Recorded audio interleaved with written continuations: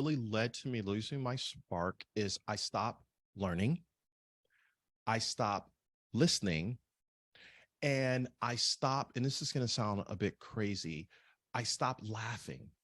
So what do I mean by that? When I said I stopped laughing, there was no joy. It was just a job, something to do. Now, granted, for those that are listening to us, yes, for especially those in healthcare, when I say laughter, I'm saying just finding a way to find the joy and the smile within your heart for what you do. Okay, so I want to add some balance to that. But then I stopped learning. Eric Hoffer, a noted philosopher, says, in times of change, the learners will inherit the earth, while the unlearned will find themselves beautifully equipped to live in a world that no longer exists. So, what I recognize, it wasn't my boss's or manager's responsibility to teach me how to learn. I had to be that person that said, you know what, I'm going to learn and not wait for the tap on the shoulder to go to the Disney University, right?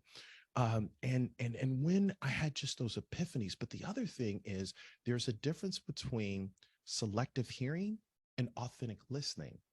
And I wasn't listening anymore because I had this need to be right. And because of my need to be right, I was in my own way.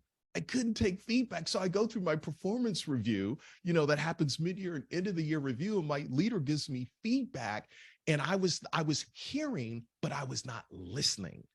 And thus I lost my spark. So how did I get it back? Well, I had to start learning again.